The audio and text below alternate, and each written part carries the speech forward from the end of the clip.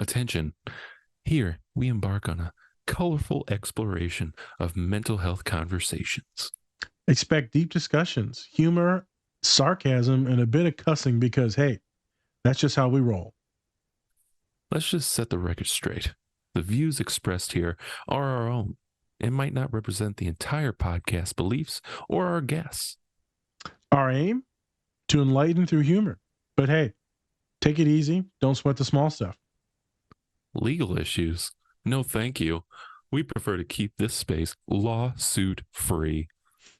So gear up, enjoy yourselves, and join us in navigating the colorful world of mental health on the Different Spectrums podcast. Bye. Thank you. Hey, everybody. We back again. We back. All right. I'm Spencer, and of course, we have our licensed clinical therapist, Nas. Hello, Dr. Nas. And today, Arab Dr. Nas. All right. Well, I'm claiming Arabs today. Oh, okay. Good. Fuck those Mexicans, right? Jesus. Hey, we did Blue Beetle. I talked about my culture there. Now we're going another way. Now you're on the Arab side. I understand. Yep. You can switch. I get it. This is the Different Spectrums podcast, where we talk about movies, shows, and the mental health aspects that surround them. We also like to have some laughs, so don't take us too seriously. Or do. That's up to you. There we go. Also, don't forget to run up those likes for us. We'd really appreciate it. So, before we get into it today, we have a special guest for the show. She is a therapist with over 10 years experience in the mental health field. She's also the founder of Abound and Flourish Counseling. Please welcome Vanessa Robinson to the show. Welcome. Hello. Thank you. Hello. All right. Can't wait to talk with you today. But with that, let's kind of get into it. Today we're going to be doing the show Ramy on Hulu. We're going to be talking about a plethora of topics, including boundaries, dating, fear, family dynamics, and also those little microaggressions. Gotta love them. Not racist, though. Not racist. Not at all. You have such nice hair. Psych. Before we get into it, Nas, anything? Well said, Spence. Today, I assume will be a more serious conversation about a lot of different topics, even though we started off with a few jokes. There are some funny clips that are in the scenes. Trigger warning for some folks, because we will be talking about suicidality for a quick bit. But that'll become towards the end of the pod. Excited to talk about boundaries. It looks like it's a boundary session. So we're going to get into it. We're going to talk about it. And most likely, ain't none of y'all about to set any goddamn boundaries. So we're about to try and force you to set them, because that's the biggest thing in self-care is setting those. So this is actually a very good pod for a lot of folks to listen to, specifically folks that are more anxious or folks that are neurodivergent, that are used to having their boundaries pushed and pushed and pushed. Okay, let's get into it. Let's chop it up. Let's have some fun. Whoop, whoop. Whoop, whoop. Whoop, whoop. Hey, there you go. Inshallah. All right. It's me, a Spencer, and I'm here to talk about our longtime collaborator, Cure Hydration.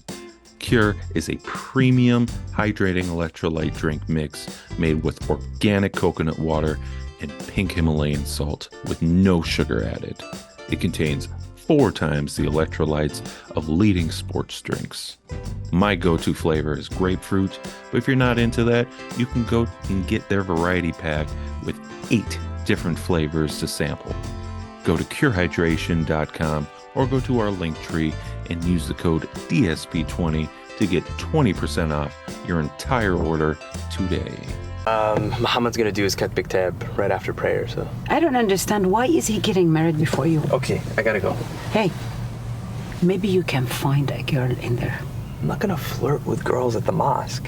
Why not? The girls in there are high quality. The mosque is for praying, it's not for picking people up. And it's just like a bunch of families too, and you can't just walk up to a Muslim girl and like start spitting game or something. What am I supposed to say? Like, hey, can I get your father's number?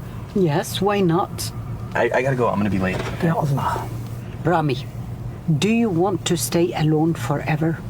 No, Mom, I don't. Just because I'm not with someone doesn't mean I'm gonna be alone forever, okay? I'm just figuring it out, okay? Hey, عليهم غير المغضوب عليهم ولا الضالين آمين قل هو الله أحد الله الصمد لم يلد ولم يولد ولم يكن له كفوا أحد الله أكبر سمع الله حمد الله أكبر الله أكبر الله أكبر الله أكبر الله أكبر الله أكبر Yo, الله أكبر yo, Ramy. Oh, yeah. السلام عليكم ورحمة الله السلام عليكم ورحمة الله السلام عليكم ورحمة الله. السلام عليكم.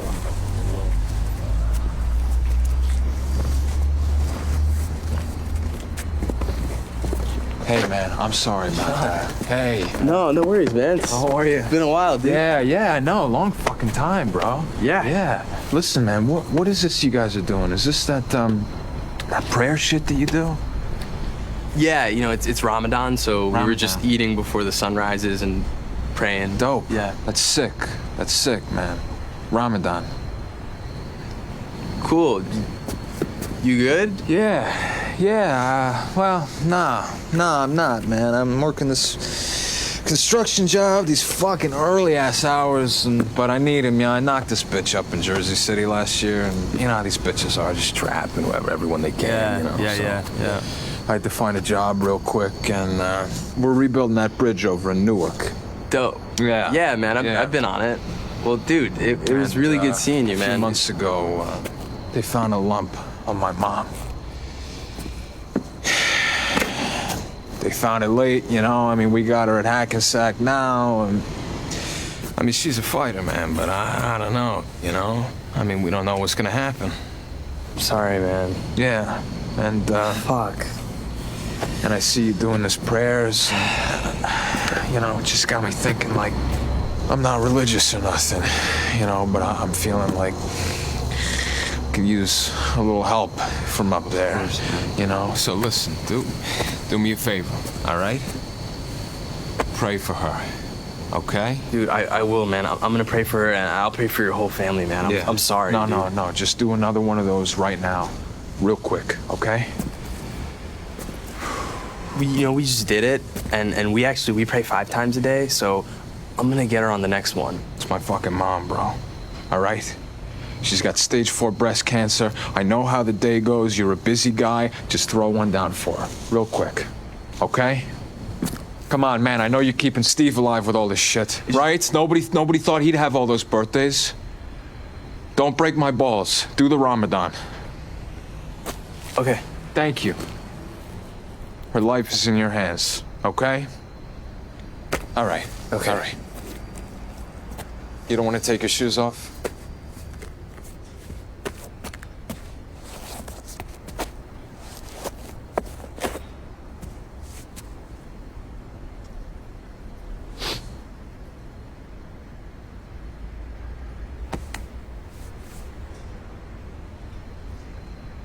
You don't want to do it like out loud, like you were doing before, you know?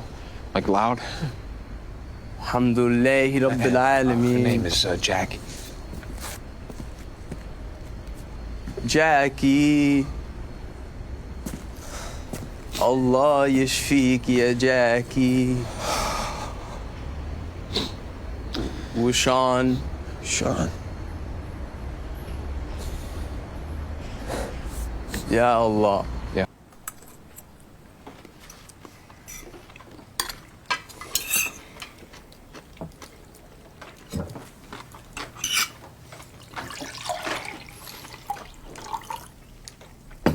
You know, Dina, I've been at the doctor's, and he told me that juice has a lot of sugar in it. And you know, sugar is really bad for you. He said it's like food for cancer. So do you not want me to drink this juice? That's not what I'm saying. I want you to do what you want to do. Just be careful, Habibti. Habibti, try this. Try this instead. It's much better for you. Yeah, I've tried water, Dad. I know what it tastes like. Ma, where are the keys? I can't find them. Where are you going? I'm going out. طب eat, Habibi. Yeah, I gotta go though. At least take some ba'lawa with you, okay? You'll be hungry later. That was filled with sugar. No way. Yeah. It's natural. It's honey from bees. There's honey. Yeah. The keys are in my purse near the ba'lawa. Okay, I'm going to Fatma's tonight. Again, Dina? This is the second time this week.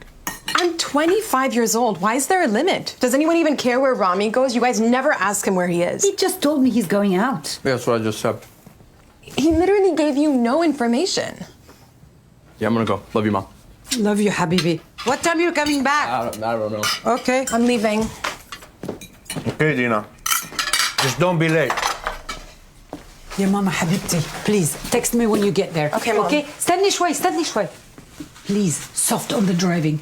Careful with the brakes. Okay, Mom. Dina, you have to watch this. Well, no, I'm good. I'm going out. Where are you going? I'm just going with some friends. And I don't care how many times it's been this week or whatever. Yeah. You straightened your hair. What is wrong with you? What? Every time you look at me, it's like about what I look like or what I'm wearing. I mean, like, are you attracted to me? Because if you weren't my uncle, you'd basically be catcalling me. It's really disgusting. So just figure out what's going on with you and your feelings before talking to me about how I look. Bye, Mom. Bye. Wait, Dina, where are you going? Hello, everyone. This is Dr. Nas, and this is just an attention and trigger warning for the next scenes may show some depiction of violence, drug and alcohol. Maybe there's abuse. We just want to give people time and then the mental space to know hey, something's coming up. And so we're going to get into the next scene. You're more than welcome to skip ahead into the next scene or the next commercial break if you want to. But just knowing that these may touch on some sensitive topics, which also could include self-harm, suicidality, and things like that as well. So enjoy the show. Let's get into it. And remember, if you want to skip forward, then you're more than welcome to. This is the official trigger warning for the scene. All right, everyone, take care and much love. Steve, you look just like your avatar. I'm so glad you came. Of course. I said I would. Who's this? Oh, yeah. This is Ramy. He's just my aide. Yeah, I'm just his aide. Very, very minimal involvement with his life. That's so chill. Come in. Welcome to the abode. That's Christy over there.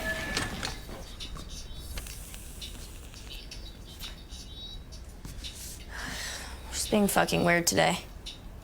Did you bring the shit? Of course. Ramy.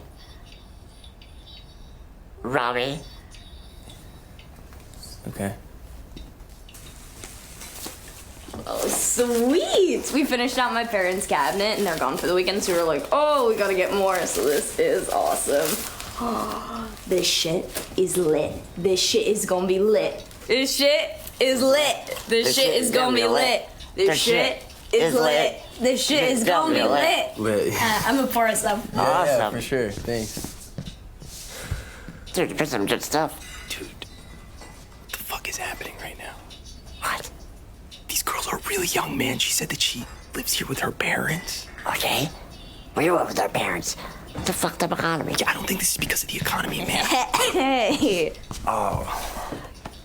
No, I don't need a shot. I'm good. I actually am driving because I'm his aide, so I'm on the clock. More for us? Yes. Should I? Be my guest. He's really can't either. He's a little bit of a lightweight and his condition and stuff, so it's probably better if he doesn't. Well, they're already poured, so there's no turning back. Okay, you want to pace yourself a little, or? Coconut is my jam. All right, let's go. Like that fucking blunt, bitch. Like that fucking blunt, bitch. Sit down, stop being weird. Okay. Oh, you're on duty. I remember. Yeah. Steve's good, actually. He needs a ventilator to breathe, so I don't think smoke's gonna help him. I use a ventilator so I can live for this. He's fine. Thank you. Hey, Michaela, you said you wanted to show me your gaming setup? Oh, yeah. Let's go.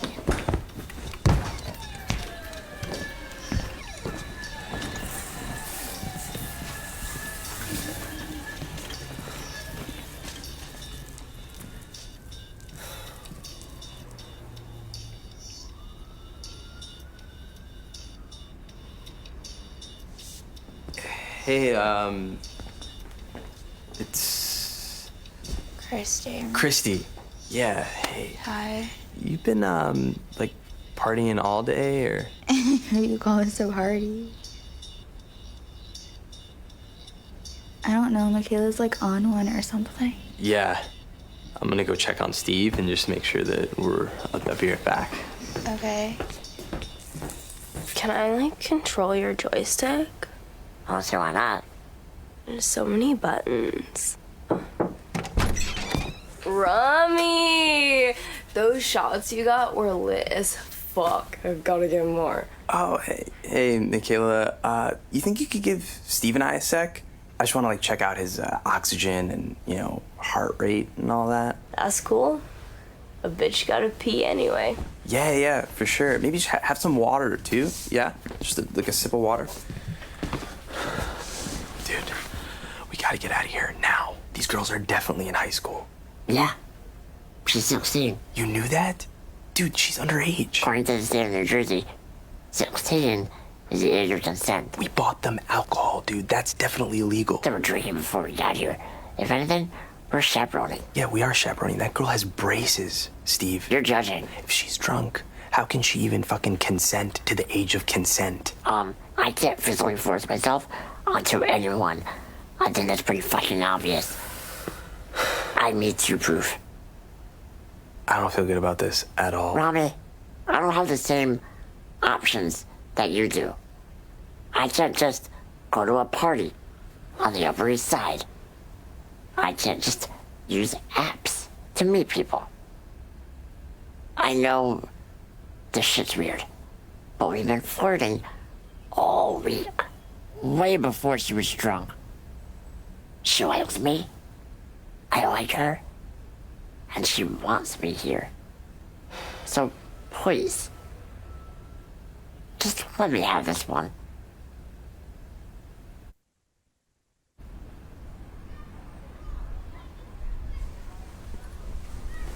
Want one? Nah, I'm okay. I don't drink. You're straight edged? Yeah, something like that. Yeah, I tried that once. It was a fucking failure. Michaela always does this. She's like always trying to be like open-minded or alternative or whatever. Like last year she was hooking up with this cholo dude from Patterson and I was like, dude, he's in a gang. And she just said that she was trying to help immigration or something. I don't know, she's just like really into woke dick. I guess disabled is a step up. Yeah, disabled is, sounds better. She slept with my boyfriend last year. I'm sorry, that sucks. How could you hook up with someone that's already in a relationship? It's just like so messed up. I mean, like at least in college, people have their like shit figured out.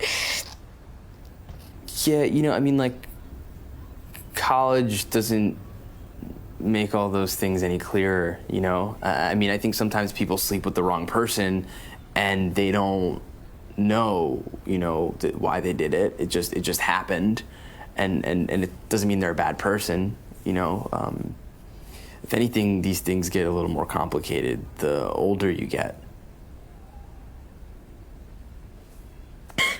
Sometimes sometimes I wonder if I should just like fucking kill myself. What? Everyone says these are the best years of our lives, and if that's true, that's just like fucking depressing. Like you said, huh? It's not gonna change.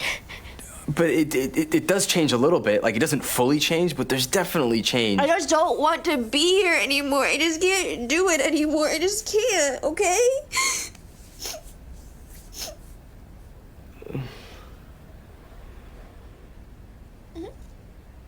What if I take a drink with you, huh? Yeah. Let's have that drink. Come on, here we go. I need someone to cheers with, right?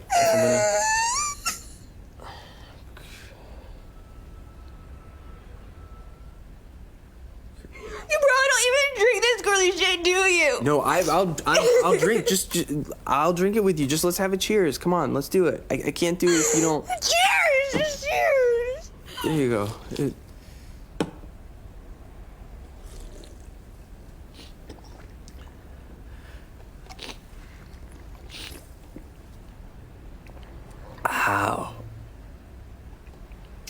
Wow. That's that was really good, and this is really good, yeah.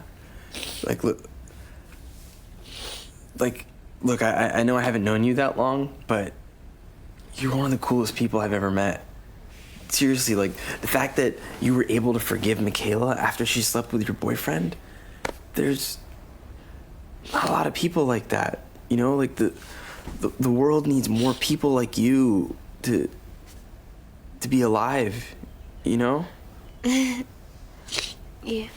Yeah? I actually wrote a song about everything that happened last year. Do you want to hear it? I would love to hear it. Are you sure? Yeah. Okay. I mean, I'm just gonna play the backtrack and do the vocals like live. Yeah, live vocals it's great.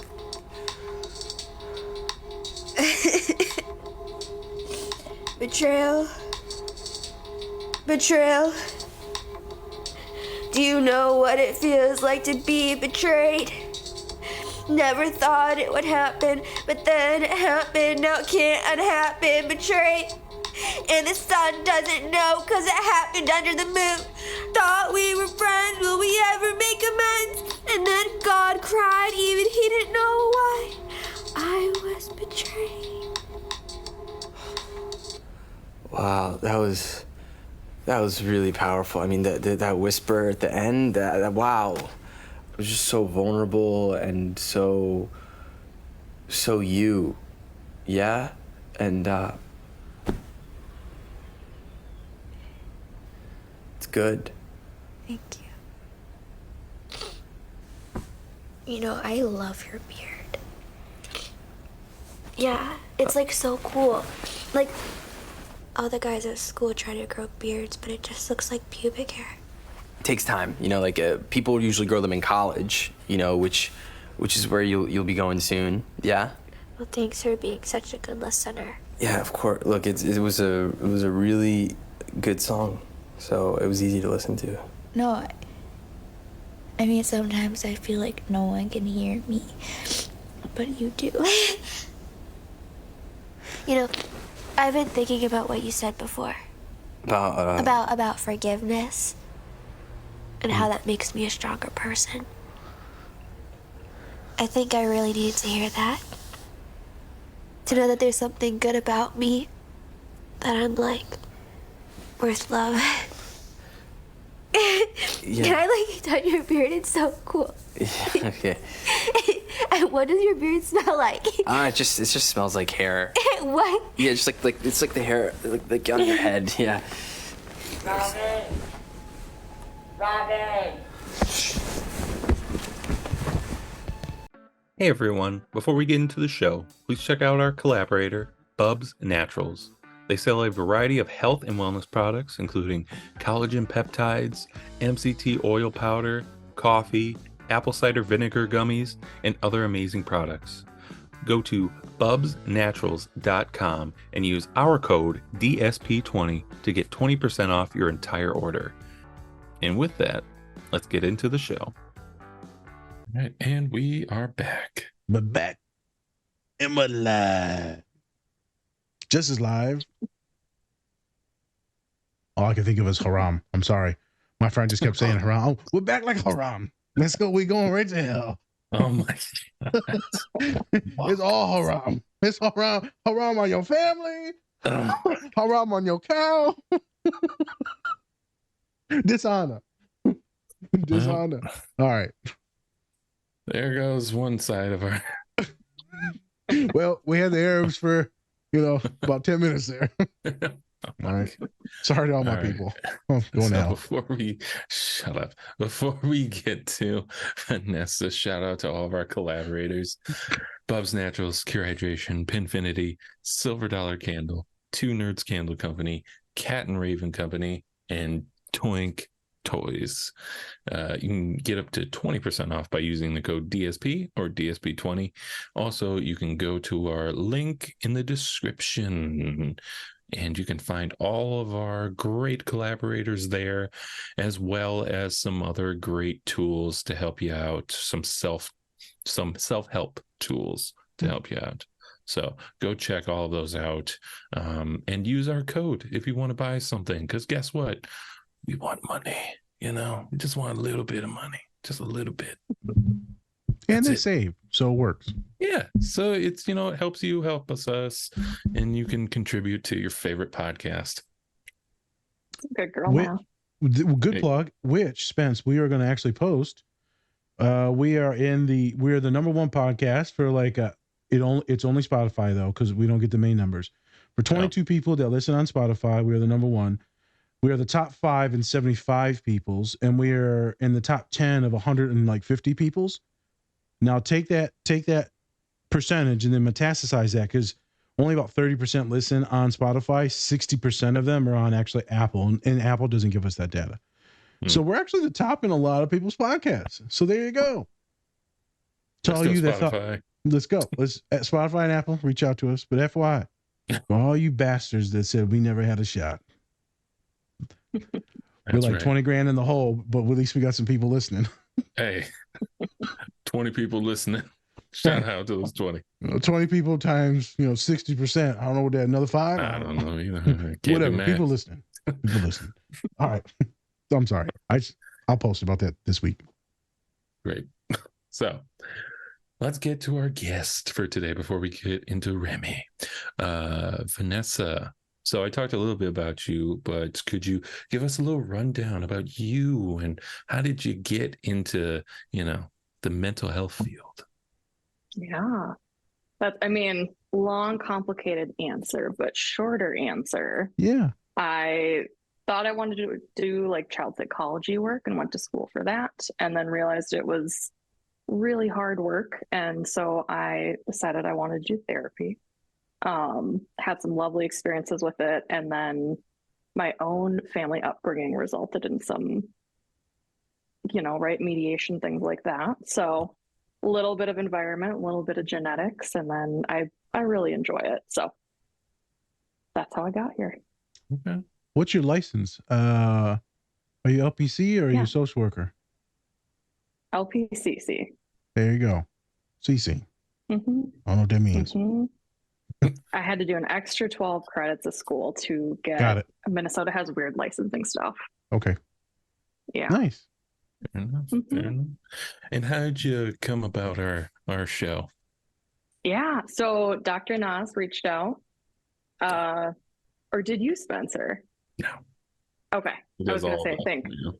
Okay. If you saw a lot of emojis, it's definitely Nas. Yeah. Yeah, it was him then. Yeah. But you reached out, checked it out, and I think it's really cool what you guys are doing. So, first podcast ever. Thanks. Oh, for real? Oh, there you go. Yeah. Yeah. Well, never do it again, it looks like, after this. So we'll see.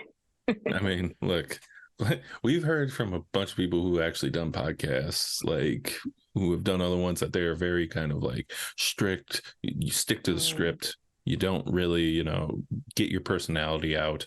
And on here, it's kind of just that flowing conversation. Don't talk. And so, yeah. Mm-hmm. You Yep. just talk. Yeah. That's about it. You don't have to, you know, we send you a script, but nobody reads it. So it's like, you know, hey, it's all good. Hey, the people that were really like anxious did read it, but everyone else has been somewhat chill. Yeah. Yeah, I think the good thing is people just get to be authentically them. And when you're working with a lot of neurodivergent folks and talking to them, they can unmask. So that's the cool thing is everyone can unmask with us. Yeah. But yeah, it will be some fun. First one, this is a good way to start your first one. Awesome. Yeah. Thank you. I appreciate it. Yeah. It's the best one you want to stare It is a good one. Yep. Now you're about to be on a whole tour of podcasts after this. I got the best people. It's the best podcast. It's the best. Reelect me. It's a great impression. Yeah. I'm going to get my red hat for Christmas. He's Oh, going there to you love go. So, one question I do have for you is when we've talked about, especially with Nas and how he kind of connects with his clients. He usually uses like, you know, he has toys, gadgets, things that, you know, they can kind of fill around with. And then he also uses his humor sometimes as well, with helping his clients. So I kind of wanted to know, what's your method on how you get your clients to open up? That's a good question. I think the more that I've done therapy, right, with my own therapist, and then the more I get to connect with folks and be on my own, I think just being myself helps a lot. So I love swearing. That's fun. Hey. Which can I do that on this podcast? Oh, yeah. I didn't. Yeah. Fuck yeah. Haven't we already? Girl. Yeah. Hey. She's like engaged sailor mode. Do sailors even swear that much? I don't know. Are we just microaggression sailors? I think more Army people swear than sailors. I'm gonna be honest with you. There it is. Yeah. Yeah. Marines don't need to swear. You're already scared to death of Marines. Yeah, no, they don't even need to talk, really. You're just like, not messing with that one. I'll kill you. Oh, okay. Sorry, continue. You enjoy swearing. Love swearing. Yeah. Yeah, so I'm just myself. I think doing some sharing, not oversharing so people are concerned about me, but oversharing to an extent, because as a human, I think we all go through experiences, and that can be a really overwhelming, scary part of therapy, is making it harder to like unmask or be yourself. And then I do a lot, my jam is somatic stuff. So one of my mentors, I'm not somatically trained yet, but one of my mentors, her whole background's in somatic experiencing. And so my whole thing is, Sorry, could you actually explain kind of what that is for viewers that might not know what that is? Mm-hmm. And I apologize if it's not as eloquent or understanding, but essentially somatic experiencing is when we go through a stressful lived experience, when we don't get to fight or flight that, like if you think about your dog or cat that might growl or run away and hide, when we don't get to do that, trauma or that stressful experience gets stuck in our body.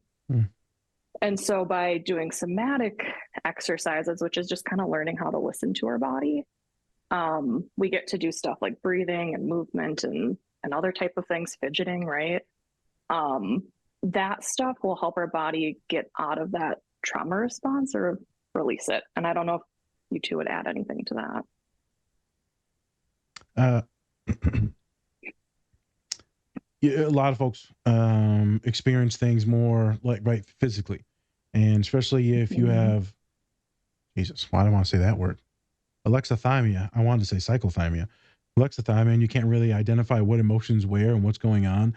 You usually got a lot of somatic stuff going on, a lot of physical symptoms going on. So folks that are neurodivergent, ADHD, might not be able to pinpoint shit. And so you're like, damn, what do I do? Where do I go? And then, okay, listen to you. Tell me, you're tense. What's going on here, right? You got acid reflux. Like for me, is the acne break. There's a lot of physical symptoms that can come out. And then we start trying to prep them or identify them quicker and then relax and recover. We can also see with somatic stuff, like, when are you getting like this? Is it at night? Is it around humans? Is it around specifically men? Is it around your parents and you're sitting around the table and they're messing with you about, dating or gender roles, politics? Still haven't figured out what word I want to use for that. So a lot of physical symptoms can manifest in certain situations and contexts. So thank you for adding that. Yeah. So that was your boss or your supervisor or something like that, or was it a mentor? You said. Yeah. Shout out to Melanie Vinton and Lori. They're located in St. Paul. Great folks. So. And St. Paul's trash. It's fine. Sorry, that's a whole person. I'm in Minneapolis. It's okay. I know. Once you go Minneapolis, you don't really go back. So. I love Minneapolis. Minneapolis is a beautiful place. I've said this before. I went to a Rick Ross concert and they could not pronunciate like Minneapolis at all. Every time they're like, hey, Minneapolis, you're like, oh my God. And everyone in the crowd is like, oh my God. Come on, guys. Let's go. Come on. Awesome. It's never good when you have a hype man going, Minneapolis. Hey, just getting the crowd up there. Hey, it's like a good song, but he got a stutter. It's fine. It's a disability. It's bad when all of them had a stutter. 2 Chainz, all of them, they were just like Minneapolis. Must be some good weed, boy. That's a good weed. That's a chronic. Oh my God. That's the chronic. All right. Shut up. Back to your training. Okay, so we talked about somatic, and then what are some other things that you do to make just individuals feel relaxed, invited? Yeah. It's hard. I think trust is kind of that consistency over time. And so I just I express my boundaries, right? I tell people I like to give a lot of information and neuroscience behind why we're doing what we're doing. Nice. And then choice and seeing if people are comfortable with that, and really just trying to help them get to embodiment and listen to their inner wisdom. So consent. Love it. I love when therapists give informed consent. I love it. Mm-hmm. All right. What else you got, Spence? Well, I've seen the pictures where you're all tatted up. You got the tattoo going. And so did you have you always been like that where you wanted tattoos, or did you kind of realize, after you started your own business that you hey, I'm going to just let everything kind of go now, and now I can really go for my tats? That's a great question. Again, a lot of life experiences. I think it's something I've always wanted. And then after being able to kind of do my own work and realize I can be myself and it's safe to be myself, definitely started getting a lot more. And money helps too, because they're expensive. But I need that money. The more I went towards myself, and again, my mentors were very cool and supportive and told me to express myself. So definitely got more. So do you got a bunch of them then? Spence said you got a full arm tat? Yeah, I have. Yeah, I've got a lot of them. I mean, my whole body isn't covered, I guess. You got some on I have there. a lot on this arm and a couple on this arm. And there you go. Yeah. Clients like it, or they be like, damn, you want it them. You got some, you see a lot of tattoos, you've been through some shit. Yeah, right. But clients, do they appreciate it? I know some clients, when they see, I only have one, and they see it and they're like, some of them like it, some of them like, my parents said you're going to hell. I'm like, okay. You're Satanist. Jesus. I think I've kind of tried to market myself towards folks we have similar backgrounds and beliefs, and safe and affirming. So for the most part, I mean, if people have people have made comments, and I'm honest, and I'll talk about it with them, but no one, except for my mom, no one is upset about them. So there you go. Shout out to moms. Shout out to moms. Mom. You'll be all right. You'll be good. Yeah. Don't be soft. You know how you old folks are. It's all right. She talked to you too much. You just push her when she in her little walk. Oh my God. You can always do her like the Sopranos. Oh. Pivot. Pivot. Real quick, and then we'll get into the show. So today you've got this sweater on, very professional, right? You got this professional vibe. Mm-hmm. Is this what you want? You look gorgeous. Is this what you wanted to wear today, or did you want to come more authentic and just some ripped jeans, hair in a mohawk with the pointies and shit? Usually it's pink hair, but today it was just no. She's like, hey. I mean, I am wearing sweatpants, so professional on the top, party on the bottom. But for the most part, yeah, for the most part, I think my daily wear is kind of similar to my therapy wear. I guess changes a little bit, but that's awesome. It's cold here. Oh, it's true. It's cold. Yeah. Yeah. It started snowing here last night. So. Oh, it did? Oh, yeah. Oh, shit. All right. 50 degrees here. I guess we'll probably get it. We usually get the bad stuff after y'all do. Yeah. All right. Well, thanks for humoring me. FYI, quite lovely. Quite enjoy you already. And, you know, I'm pushing, I'm teasing you and stuff like that. Obviously, it's all in good faith. And don't take anything serious that I say. I'm a complete fucking idiot. So. I love humor. Oh, there you go. They usually call him Dr. Moron. They usually go, doctor. Question mark? All right. Well, it's going to be great to have you. So now we're actually going to be getting into the scenes. We're going to be talking some stuff. The business. We're getting into the beans. No. Let's not start this again. All right, I'm done. I know. We're talking about Arabs today. We're getting into the hummus of it all. There you go. The hummus. God damn it. Olive oil. All right. So today, like I said, we're going to be talking about Ramy. It's a show on Hulu. Can we get one of you? Can we get like a breakdown of what Ramy is? Because I've never seen it. Vanessa, please humor us. So we're starting to break down the shows, but kind of like in a wrong way. So we're going to talk about the scenes very good, but talk about Ramy, but like in a wrongish way. Yeah. Okay. And then and then I'll introduce what it's. Yeah, please do it in a wrong way, and then do whatever you want. What's the show about? Okay. I'll try to speak my best on it, and then I think it aligns more with your life experience. So if you want to speak about those parts, that'd be great. But essentially, it follows a guy who is growing up in the States. His parents immigrated here. It kind of goes over his life experience. The first season is all about him trying to find himself and love and try to figure out dating and who he is as a person. Anything you would add to that? There's a lot I'm missing. No, that's it. It's a young person that happens to be Arab, that happens to be Muslim, that's growing up in this family and trying to figure out life, who they are, what's their identity, what's their cultural beliefs, and then seeing if they're going to stick with it or move outside of that. It's about a young man that tries to help a lot of individuals and ends up getting shit on, and a lot of things backfire. If I was to talk about it in a wrong way, there we go. Here we go. I'm trying to think. Like, how does Spencer do this? Because I always put him on pressure to do it, and then now I'm like, fuck, I don't know. How does it feel? It's not too easy to be funny on the spot, is it? Yeah. It's about the white man. and the oppression of the Arab people. Isn't that what it is, though? It is.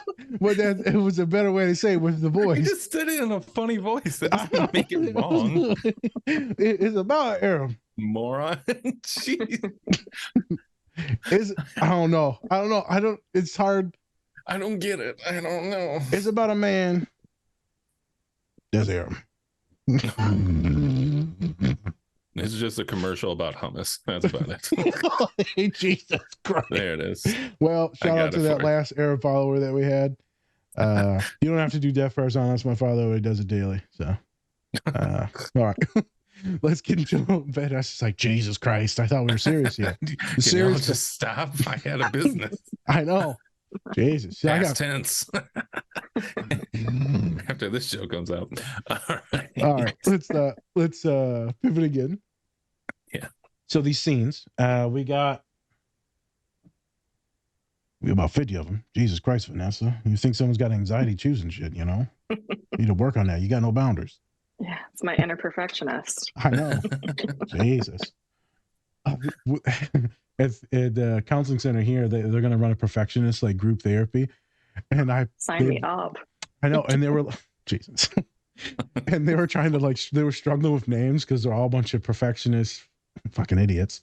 It's like, just pick a name, it's fine. And I put in the chat, why am I like this?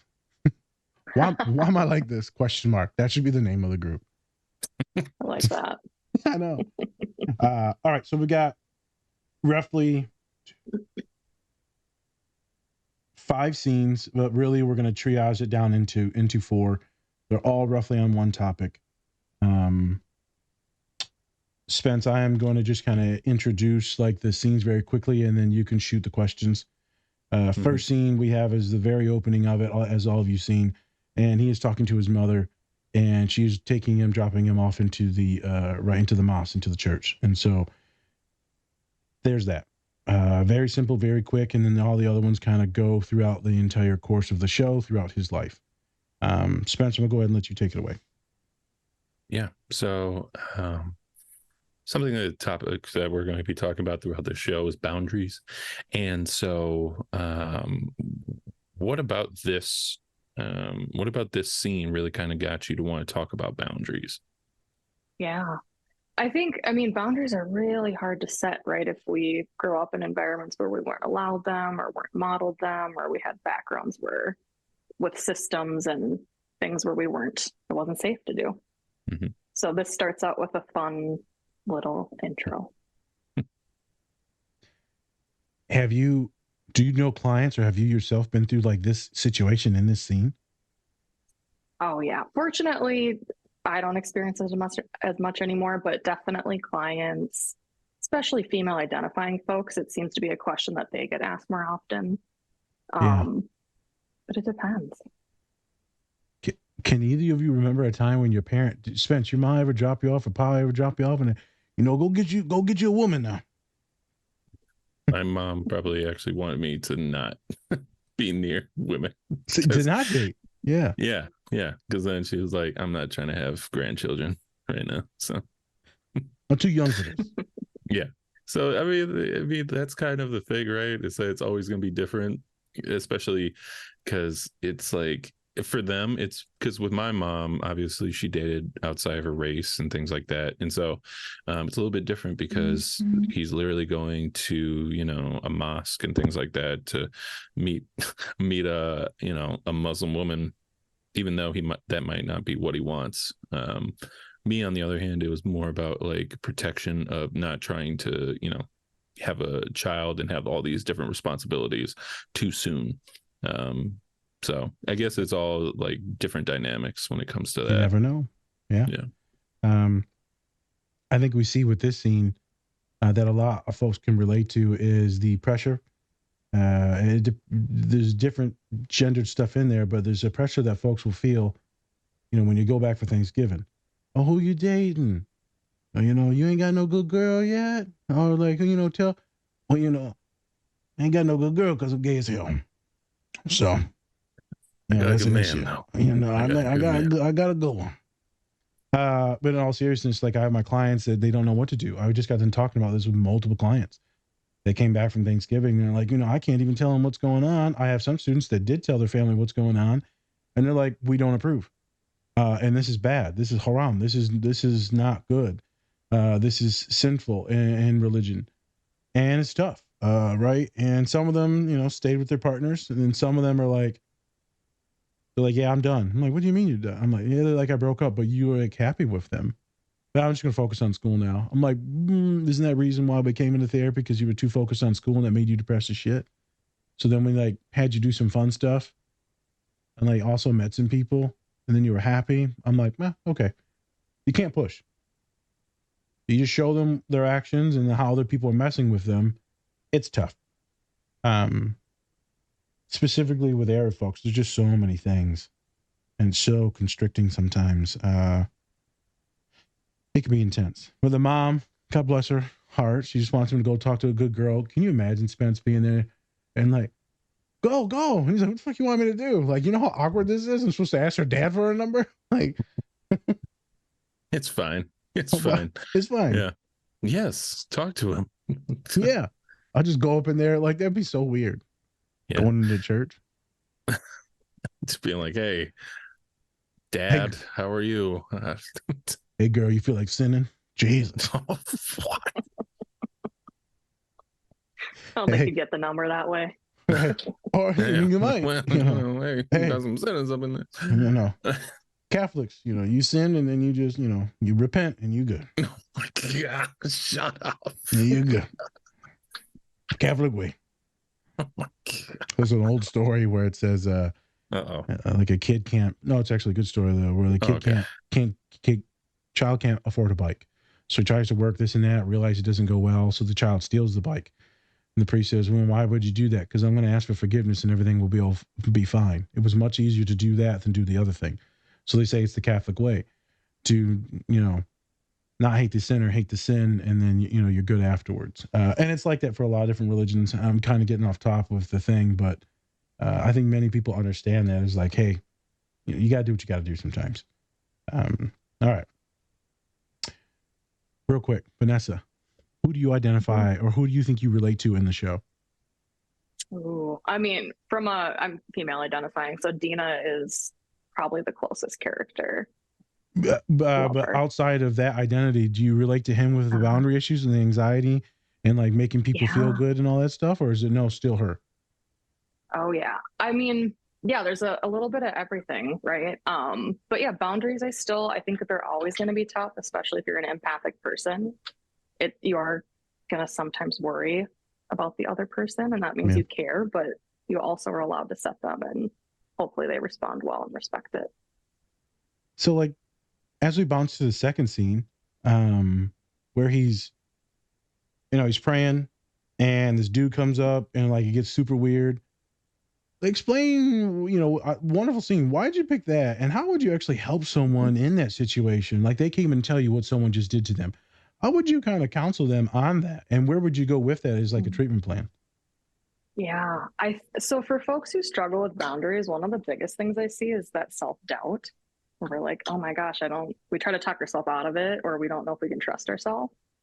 And so just by validating their experience of like, that was really messed up, and being able to help them look at it from another perspective, and then be able to do that in the future. So if they want to set a boundary, hopefully he would never see that person again, or Ramy wouldn't have to deal with that dude again.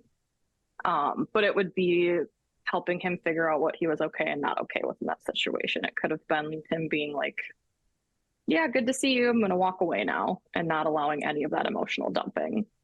Or he could have said, yeah, I'll do some prayers, but I'm not going to do it right now, and walk away. How do you build someone's ego strength or identity to actually be able to say that though? That's the tough one, right? Mm-hmm. So it can take a lot, right? Where I think a lot of that is where there's a couple things. I think some of it's getting insight into why boundaries are tough or what's coming up for them. Sometimes it might go back to a certain age, or right, that neurology path of if we were a little kid and we were demanded to do things a lot or not allowed, or we had to look out for another caregiver. I think I'm going on a tangent, but helping figure out where that comes from. And then I think also doing work with helping our more adult self be able to step in and say, hey, we're not going to do this, or we're not going to allow this. Got it. So it's like different word, but the grooming or the training that you, not necessarily the parenting, but the training that you've been through that kind of molds you into this person that kind of just bends to other people's will. It's like, oh, okay, it's not a big deal. Oh, okay, it's not a big deal. And then holy shit, you're like, I'm in a bad situation now. I'm being taken advantage of mentally, physically, emotionally, right, financially, and this is weird. Sadly, you see it with a lot of neurodivergent folks. And then Spence, I know you've seen this, where we got friends that are on the spectrum and they're just being bombarded with, harassment, or they're always having to support other people emotionally, financially. And it's like, damn, that's inappropriate. You sit there and you're like, damn, that's a horrible relationship. Right. No one else could put up with this, other than folks that kind of don't understand what's going on. And then your clients, they're wondering why they're overwhelmed. And like, because your partners or your friend or your parents like toxic as shit.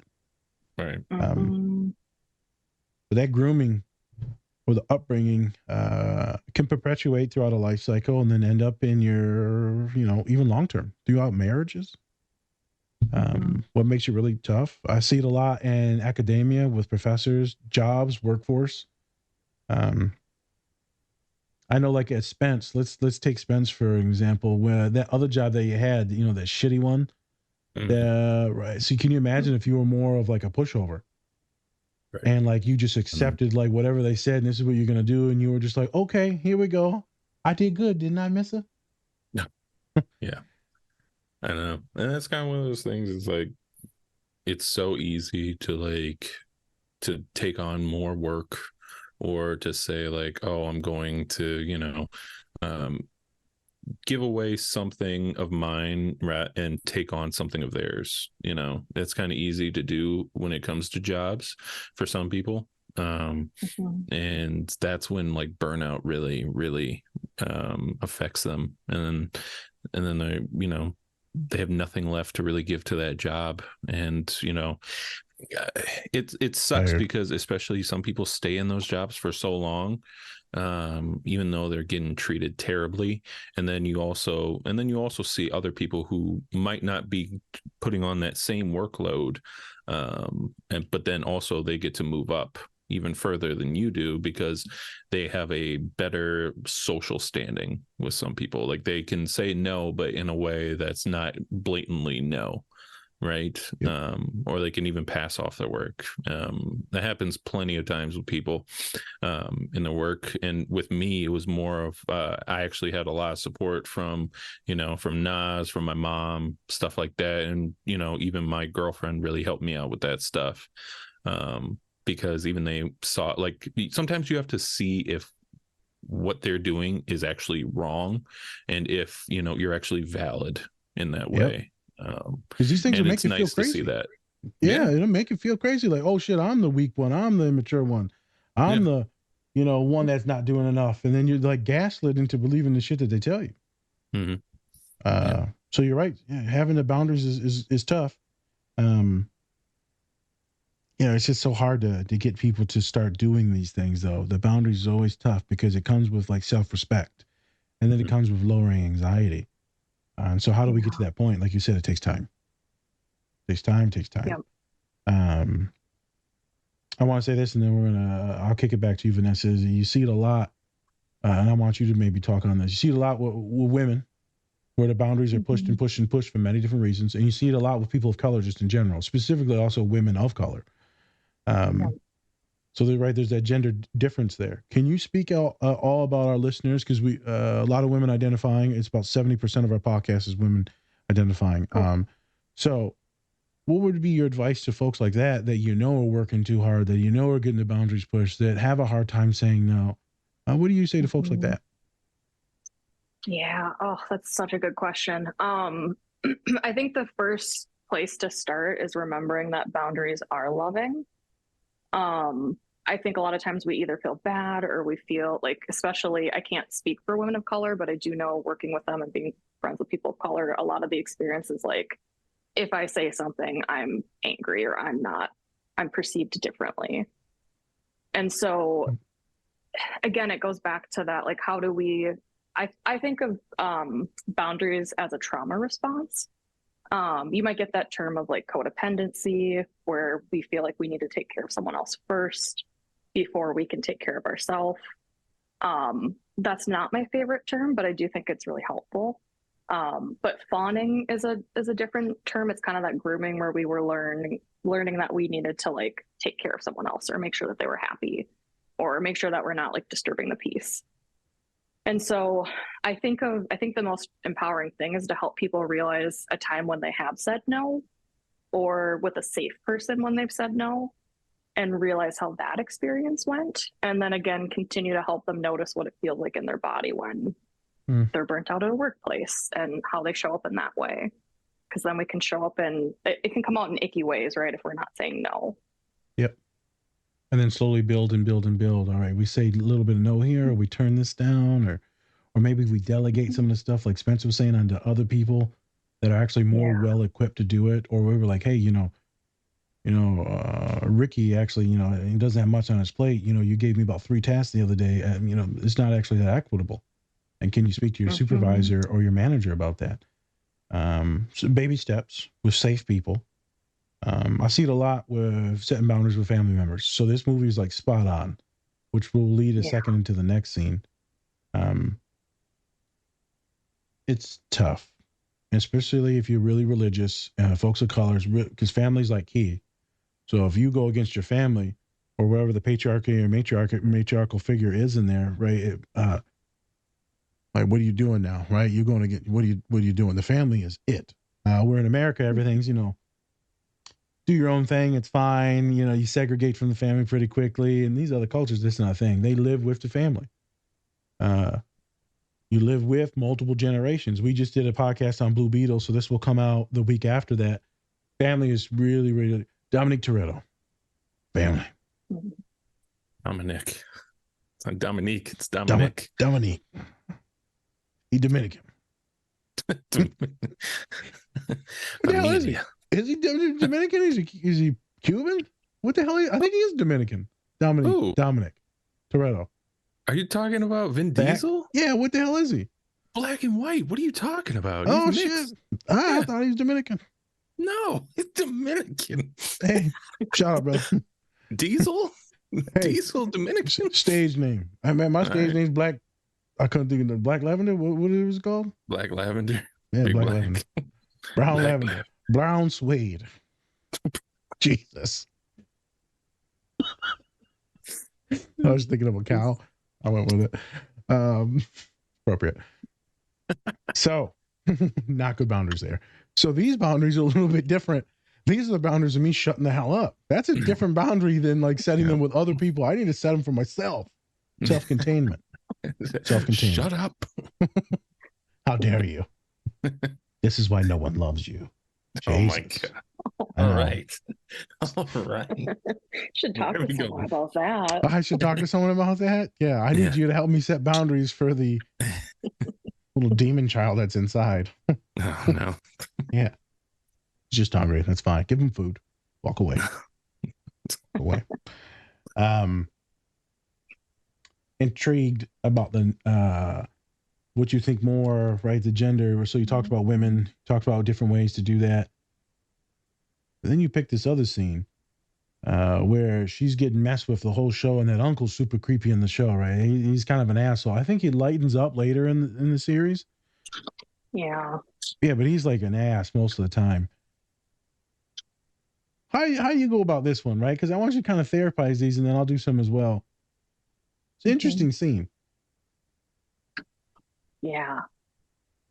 I will go in a direction, but tell me your thoughts. But I think, again, right, with holidays coming up and you get to see folks again, people might comment on your body or what you look like, or they commented on her hair and her intentions. And so I think that's becoming a more accepted boundary where we don't necessarily, it's not appropriate to comment on other folks' bodies or what their looks, and giving compliments on maybe their capabilities or who they are or things like that.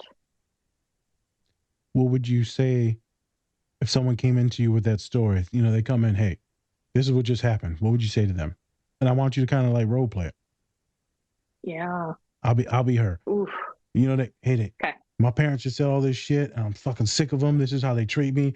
They let my brother do everything. They don't let me do nothing. What do you say to that individual that sees that there's this differentiation in the gender? Yeah. Again, validating, right? Of like, that sucks. How is that feeling for you? What's going on? How's that affecting you? And then where do you go with that? Do you go strategically to help them like talk? Or do you help them figure out, oh fuck, how long do we have to deal with this? And again, that's where, as a therapist, I don't tell people what to do, right? As you know. And so that's where I'd need to figure out of what are you comfortable with? Do we need to find you resources to live outside of your family house? Or do you need to just save up money and move out? Or can you talk to your parents and can they hear it and accept it? Or all the other options?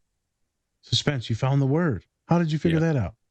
I literally just thought about it. I don't know why that was so hard. Double standards. I don't know why that was so hard. Oh, Yeah. Devil's advocate? No, double standard. Double standard. Oh, double standard. Yeah. Okay, gotcha. Yeah, I was researching everything. I was going through stuff, and I was just like, "Where is it? Where is it? Nothing. And then all of a sudden, Vanessa was talking. I was just like, "Double standards." Jesus. Yeah, there's this double standard. There's a set standard for one person, and then there's for another one. And you see this a lot with clients. Sometimes you see it with different ages. So, it's a standard for, the oldest, middle child, the youngest. You'll see it with, individuals. You'll see a different standard because they're disabled. Like, oh, they can do that because, they got autism. Yeah. Well, no, there's certain ways to be appropriate and also affirming, and like coach, and to teach a young child. There's definitely certain things when it comes to different genders, and then you look at different religions, and it's very two separate standards. I think seeing this scene, I'm like, gross. That's the only thing I can think of as gross. I can see being a dude, and maybe me and Spence can talk about that, being like, hey, well, fuck it, I get to go, so I'm gonna go ahead and leave you here, and you sit with mom and dad, fuck you. Yeah. And especially, is he the younger brother? I don't know.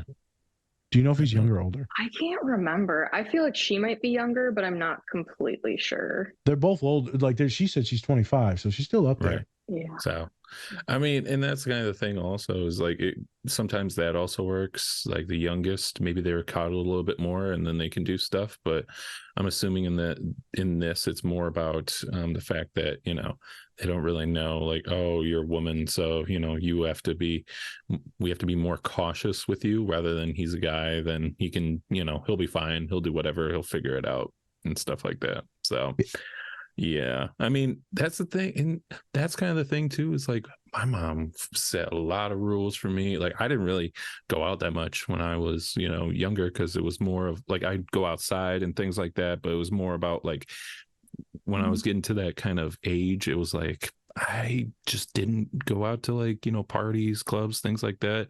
Because, my mom kind of set these rules of being like, I don't want you to get hurt. Sometimes she still does that shit too, where she's just like, where are you going? Like, what time you going to be back? Mama, I put my own pants on. Leave me alone. Come on. I've put them on for 10 years now. Yeah. I get that though. She just asked 29, so 19. She was still helping me out. It's fine. It's all good. Yeah. I didn't know. Was it left leg or right leg first? I don't know. Hey, I just jump in. Hey. Vanessa, did you have any of these issues with family members setting these things, and you having any like, hey man, I'm doing this, I'm independent. Hey, let me fly, let me peacock. Oh yeah. And generational trauma, fun stuff to talk about, but in my family lineage, there's a lot of codependency.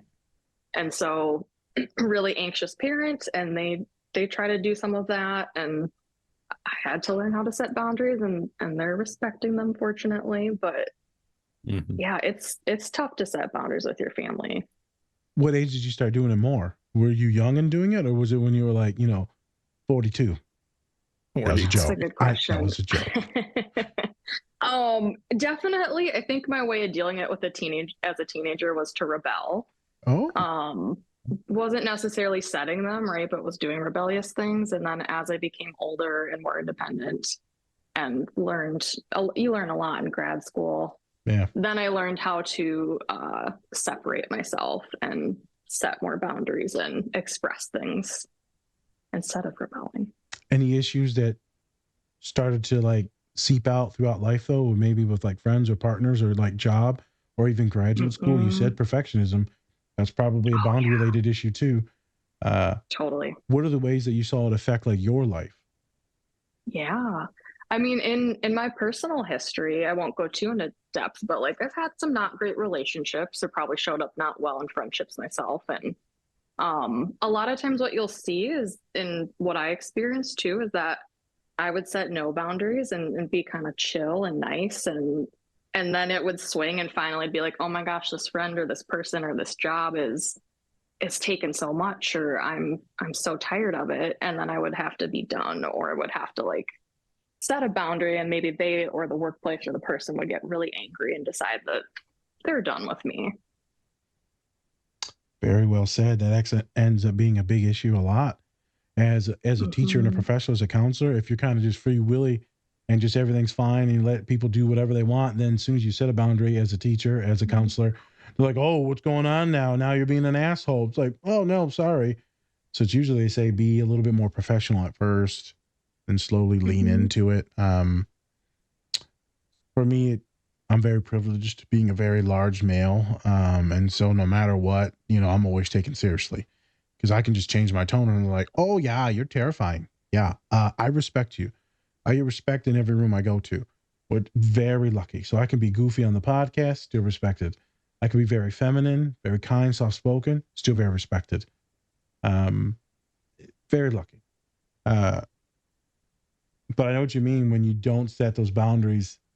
Because what a lot of folks of color do, a lot of folks that are neurodivergent do is they just do more and more work, more and more work, more and more work. Yeah. And we're really good and really efficient at doing it.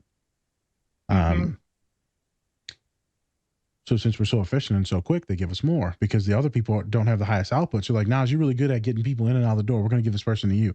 I don't got 3 people on call now. Like, I don't know. They spent a long time with that person. No, you need to train them on how to get better at their job. But I never said anything and I just keep taking more and more. And one day I snapped. I was working at St. Mary's. I didn't know what to do. One of my coworkers, lazy as shit, and they had room to see this person. I'm like, I'm not seeing this person. I have too many people. She like snitches on me, the other person, because they didn't want to see them. And then my boss comes and talks to me in my room. I literally fucking lose my shit. I said, I ain't your fucking slave. You need to tell the other person to do the fucking job. And Spence knows me. When I get overstimulated, I just start shaking and crying. So I'm just sitting there shaking and crying. And she's like, I'm going to let you settle down. And I'm going to come back. What you need to do is tell the other asshole to do her job. You see him schedule. So because I saw so many students, it's the expectation. We end up setting an expectation like you maybe in friendships or relationships that it's okay. I'll just do it. Or I'll put up with all your shit. Or I'll support you no matter what. Unconditional love. No such fucking thing as unconditional love. There's conditions to everything. Yeah. There's conditions for me in friendships, love, and friendship. Right? He randomly starts treating, me or my family like shit. That's a condition that can't be broken. If I start treating him poorly, his ma, his father, his girlfriends, right? He probably let me treat his sister like shit, but no one else. Hey, you know what? Had it coming. Hey, Jesus. There's that double standard. Yeah, there's that double standard. That's right. Yeah, there's a double. Well, I mentioned all women before, so it's not that double standard. Double standard all right, for double her. Standard, whatever you say, homie. Yeah, Mr. Double Standard over there. No, y'all all can get it. But there's always, and I tell my clients that too, you're going to think I'm a bad person. I will never think you're a bad person unless you're actively hurting one of my clients or one of my loved ones. They'll be like, oh, for real? I'm like, trust me. I don't give a shit what you do. Just don't hurt nobody. Boundaries, really tough. I know for me, there's never an issue in relationships. It's always shown up in family dynamics with parents and work. But friends, always been good. Romantic stuff, always been good. But work and then family members, it's hard to say no. Yeah. And especially if the parent then calls you a piece of shit for saying no. And they'll do that. The parents, they'll manipulate you. Oh, you just don't love me. I didn't love you because I didn't loan you $5,000? The fuck? I don't love you because I decided not to pick up all your emotional damage? Because I didn't side with you. This is my student speaking now. Because I didn't side with you from all the trauma that you're talking about, even though dad's awesome, but you saying he's a piece of shit and we're getting divorced and you're blaming it on him. Actually, you're the super toxic one that screams and yells and manipulates everyone. But then the parent will flip it on the kiddo. You don't love me. And then the parent will start crying and now you have to soothe the parent. Interesting. Or Spence, there's a good one. When you got folks that'll, you confront someone about, racial issues or maybe even straight folks when it's a queer individual, and then they start crying, and then you got to be like, oh, you got to take care of that white individual. And so now wait a minute, you called me something bad, and now I checked you on it, and now I got to be like, oh, it's okay. You're not a bad person, Tiffany. A lot of women of color go through that. A lot of dudes of color, we won't just say shit. We'll be like, man, fuck you. Women are just so awesome. Women identifying folks, so loving, so empowered. But since they've been trained to be like, let me be nice and kind to the boys, we can be complete asses. I was like, nope, fuck your feelings. Where everyone else is like actually good humans. Women. And they're like, let me care for you. Just be angry. It's okay to be angry, women. Mm-hmm. I speak for all women. Yep, you're up there with that. Go ahead. So, Spence. do you want to cut to the last scene? Go ahead. Sure. Yeah. Let's do it. So, why? Let's ask first. Like, why'd you pick this scene out? There's a lot going on. We need you to talk about this. So, you just need to start talking and go. Because what the hell? Yeah. Yeah. You don't like Arabs, we get it. I'm joking. Sarcasms, people. Sarcasm. Hey everyone, thanks for watching our show today. We just wanted to take some time to give a special shout out to our collaborator, Cat and Raven Design. They are a small queer-owned business that specializes in LGBTQ plus pride soaps. They have great designs, some that even look good to eat, but don't. You can get 10% off your entire order if you use the code DSP or go to our link tree. Help support this great small business and help give back to a great community.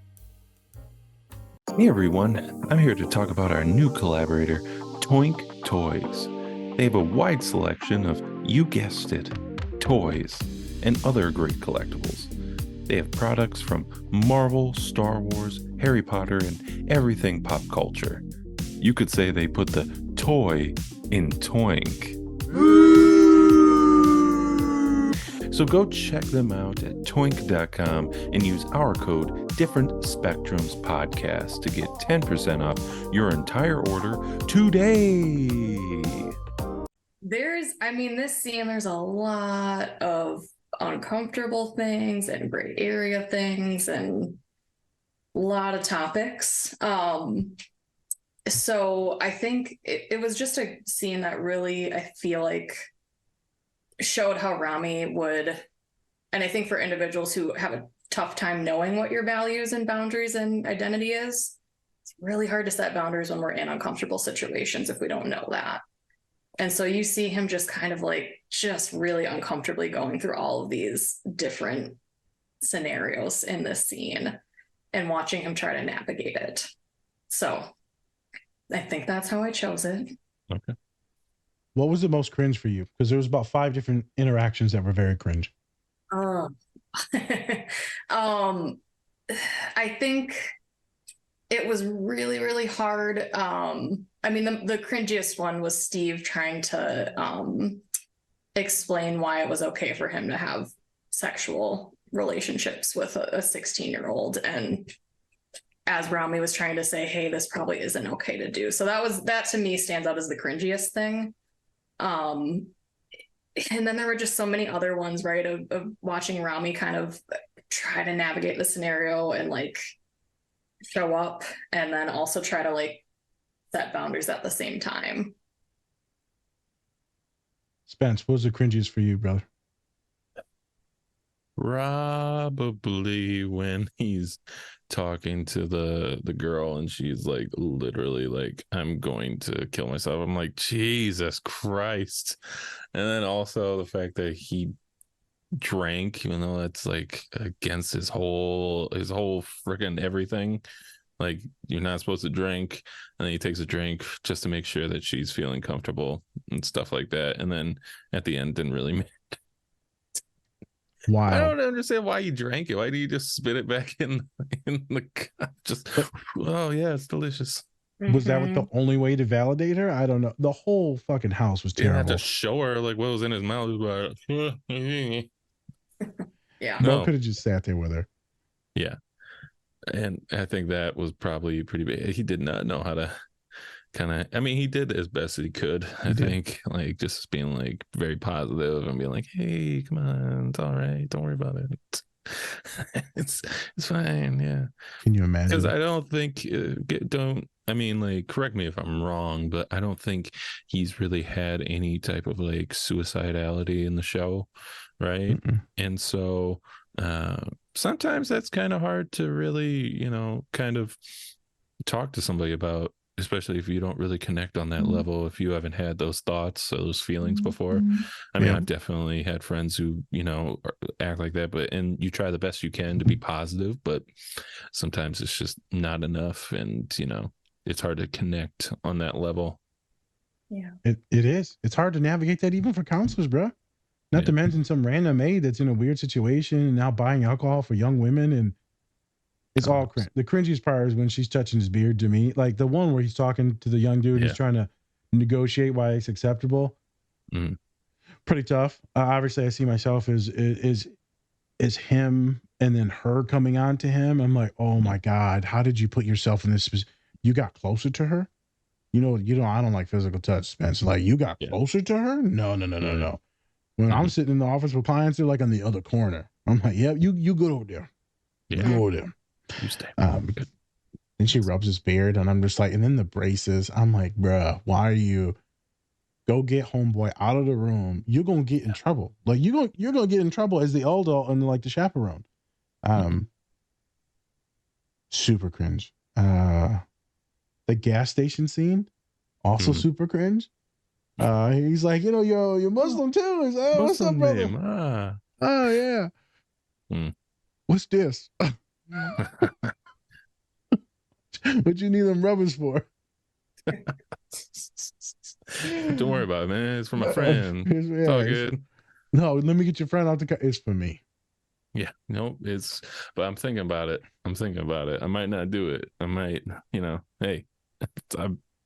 Because he doesn't want to be seen as a bad person to anyone. He doesn't want to feel, And I'm assuming that, it's a very close-knit, like, Muslim community there. So, might they spot him later. I know they might say something later like, hey, I saw your ass drinking. You never know, man. There's just so many weird situations. The amount of events that have to go to that extent, the way that that dude treats him, I don't care if you're disabled or not. You don't treat anyone like you treat Ramy. So many racial remarks all the time. Treats him like pure shit all the time. I get the kid's got medical trauma. I get it. That also does not give you the right to hurt other individuals. And so you see it throughout the movie. You see it throughout this scene. Another cringe thing was like, just yell. What do you say? Allah. And I'm like, yell Allah. Allah. I'm like, for real, bro? Hilarious. Hilarious. So fucking inappropriate, bro. I swear to God. I'm about to set that dude. I'm about to cut his brakes and just let him go down a hill. But then you also have to, devil's advocate. You have to also play out the fact that Remy uses kind of him as like a crutch when it comes to if he's feeling bad, and then he's like, oh, let me take care of this guy so I can feel better. That's wrong also. So it's like they're both kind of playing their own little, guilt there. So yep. He wants to soothe, to help everyone. You see it a lot. I love how the daughter has a ton of good like boundaries, and she's like setting shit and talking back. And then he's the very soft one that just takes everything on. Yeah. Interesting how they wrote those characters. Yeah. Yes.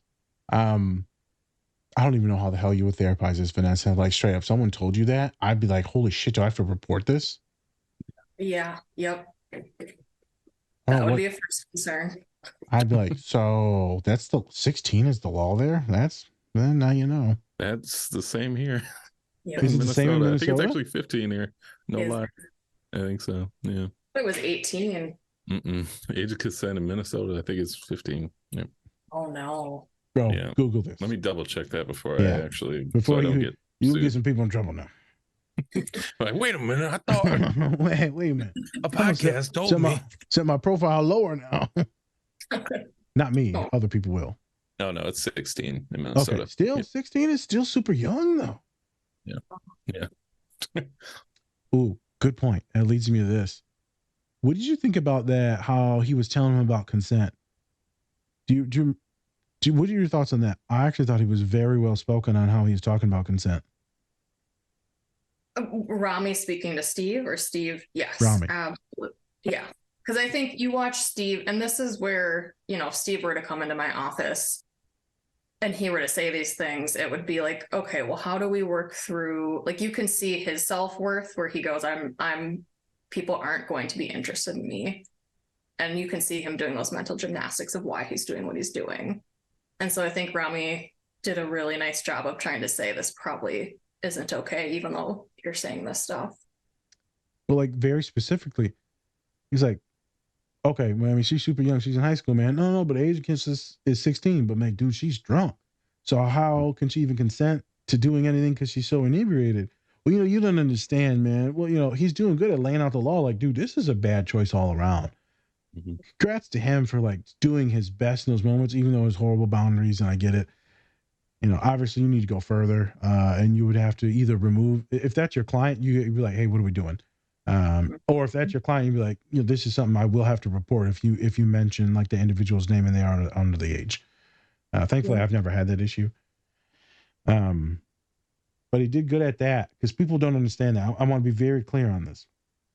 If you are intoxicated or if your partner is intoxicated, then both of you legally under the law cannot give consent. So both of you will be prosecuted under the law. Didn't matter what age you are. If you're fucking 50, if you're like high and inebriated or drunk, then you technically assaulted each other. And you'd be like, oh no, it was fine. Well, one of you reports that it wasn't fine, and that is going to come into play, the usage of that. When you're at college campuses, we know that assault, trigger warning. Yeah. For folks, I'm going to talk about assault real quick. We know that a majority of the assaults happen in the first couple of weeks of school. And it's when they're doing the welcome week and all that stuff, a lot of drinking. And that's usually when it all starts. A lot of the freshmen don't really know boundaries, what's going on, right? It's just all new. And I always tell the students, well, we're having a good time. I don't care if you have a good time. I don't care if you're a frat. I don't care if you're at a party. If they're drunk, you need to be cautious. And if you like the person, you need to talk to them later. Well, how you can just go and tell me to stop? Hey, man, it's fine. But when you get arrested, don't come asking for me for therapy because you did, you fucked up now and you ruined your life. Just letting you know. So all my young men that I talk to are trained. First couple of weeks, and all the young women I talk to, even though this is horrible that I'm about to say this. I shouldn't have to say this, but like men should just be better, and you should never have to worry about your safety or your, being hurt. But we know the reality is that it's not the best place, especially on college campus in a frat house. You should be able to go in there and have a blast, but we know that most likely that's not the reality they would live in. So we need you to be cautious. We need you to stay with your friends. You need to watch your drinks if you are drinking. If you're the age or under the age, I don't really care because it's not my place to judge on that. Obviously, it's illegal, but right, we don't report people for that. You need to make sure that you're safe because humans are kind of trash. There are a lot of wonderful people, and some of them will probably protect you in the house. I know on St. Mary's campus, I asked students, I didn't have my personal students, but students got in trouble for drinking, and then there was some assault stuff. I know the students that stepped in majority of the time. I'm like, this is a good boy. Look at this boy. All right. And I shouldn't give like props for people for just being good people, but I'm like, nah, some people are legitimately save people's lives from like years of trauma. So maybe if he took it another step further, it would be awesome. I'm glad they talked about that just because people don't understand the law. Yeah. You don't understand what good, healthy boundaries are, specifically in the college age or young age, right? They're high school kids. Can you imagine how fucked up they got to be, those two young girls? All the drugs and alcohol, and then the young girl was so suicidal, and then she had the cuts. That was heart-wrenching. I forgot about that. So, Vanessa, I'm going to pose a question, and then we'll wrap up here. Yeah. Have you ever heard this before where anyone, doesn't matter the gender, has told you this is supposed to be the happiest years of my life? It's terrible. What is the point of moving on? If they say this was the good part and now the good part sucks, what's the point of living? Has anyone ever told you that? And then if so, how have you worked through that? That's suicidality. Yeah. Yeah. I mean, yeah, suicide is it's a tough thing suicidal thoughts, right, are tough enough for someone to experience it. And it's tough to tell it's not my job to sit and argue with them and say that that's not true, which you kind of see Ramy do. And so what I think is important when we're feeling that hopelessness or that despair is we get to sit and listen and hold space for that person. And sometimes that helps them just hurt and get out of it. I also think of it as like our neurology and our physiology is bringing us to a place where we feel like there's no other option.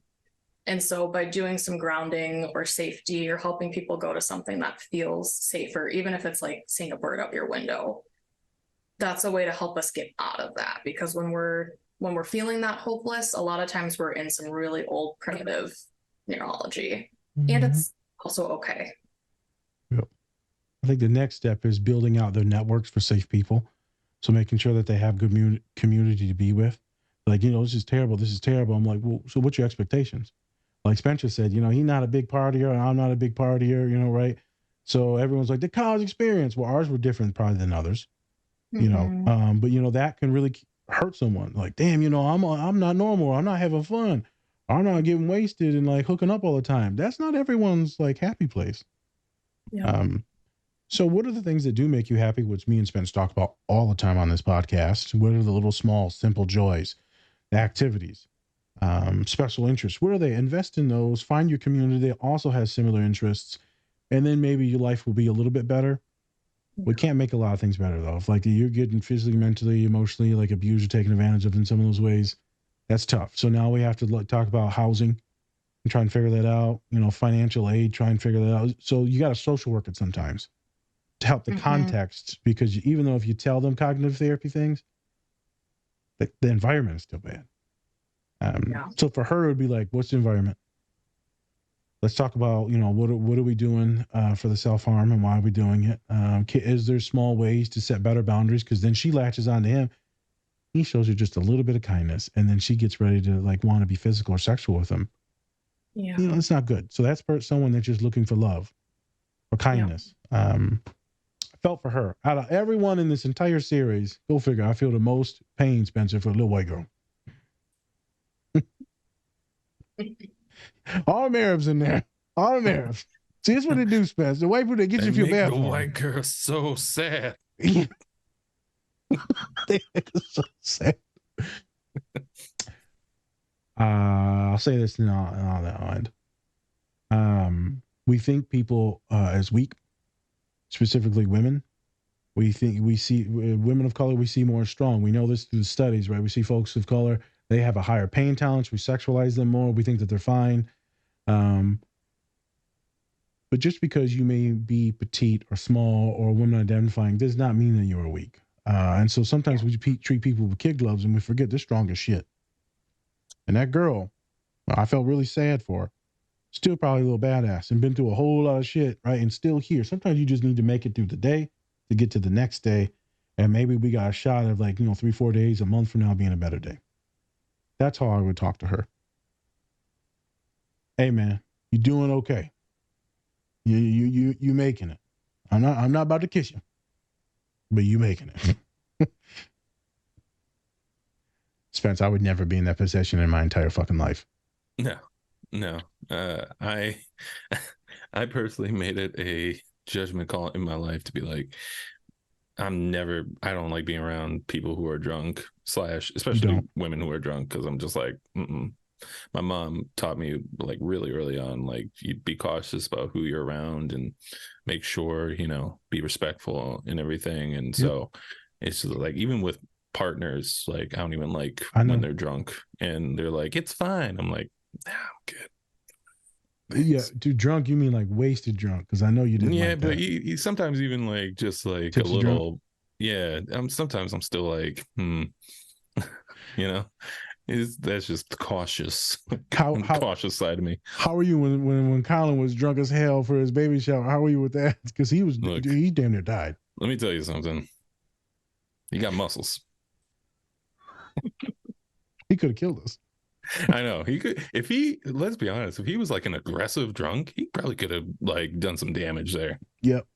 But he's a chill guy, so it was really easy. Easy. He just wants to hug you and then lay in the shower. I've actually heard it. Someone, like one of Dom's friends actually said like they did that. And I was like, what the fuck? Maybe it's an autism thing. Yeah, you just sit in the shower when you're drunk. Vanessa, have you ever heard this where people get super wasted and they'll just kind of sit in the shower? I feel like, I don't know if I know anyone personally, but I feel like maybe I've heard of it. Like It's supposed to be like cold water or something to wake, like a wives' tale, right? No idea. I don't know. I just thought they liked the water on their face or something. Yeah, on the body. I don't know. He just sat in there and he literally almost drowned like in an inch of water in the shower.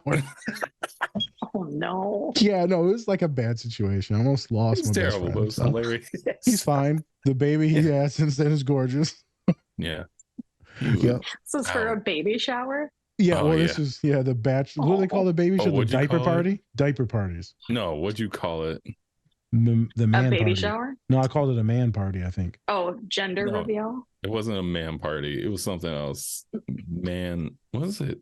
What'd you Diaper? call it? It was something really dumb. It was diaper party, and I thought I called it a man shower. There it is. It did turn out to be a man shower. Hey, there you go. What? All these months later. Hey, I like a good man. Let me stop. Calm down. I'm Calm in down. heat. I'm sweating. Can't talk about Colin's muscles. You'd be like, Oh, damn. good Lord. I got goosebumps. My nipples hard and shit. Let me stop. Okay, well, It's time that's to end what the we pod. like to call a wrap. Yeah. Spence, What? we gotta do this now. Yes. How was the podcast? How was your first time on a podcast? How did you enjoy us as humans? Were we trash? I was trash. Spence was good. You guys weren't trash. You made it really easy to like talk, and I also appreciate how entertaining you are, so that I can just be. And yeah, it was fun. So Okay. thank you. You're welcome. Yeah. That will probably be real. So thank you. It will. What rating do I get? Does that get to be? I'm kidding. Ooh. You No. can rate us. Yeah, there you go. Yeah. Why do you have to pose like that when you said that? You're like, rate us. It's a 7. I wanted to say 10. I just like the number 7. You do. It's a weird obsession. That's what we call But autism. So anyways, thank you, Vanessa, for coming on. How can people reach you, or if they want to set up like a therapy session, how would they do that? Yeah. So my Instagram handle is Abound and Flourish Counseling MN.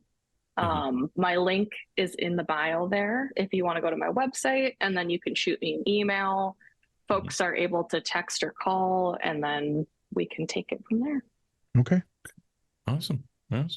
Well, thank you for coming on. We really appreciate it. And then also, everyone, go check out the show Ramy on Hulu.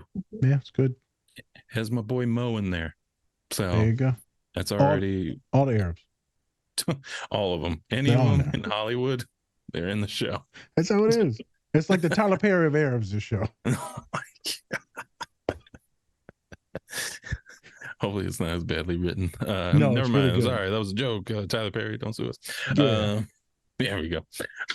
So yeah, with that, go check out all of our great collaborators. Like I said before, we'll go into the description of this video if you want to click on the link. And then also please go check out Vanessa. Do you only practice in Minnesota, or do you practice in other states as well? Okay. Yeah, So- right now I'm just licensed in the state of Minnesota. Okay. All right. Yep. So go if you're in Minnesota, hey, check out Vanessa. There you go. There you go. All right. And with that, this is the Different Spectrums podcast. I'm Spencer. That's Naz. All right, everyone. Much love, and remember, take care of yourselves. Or don't. And that's completely up to you. All right. Peace. Bye.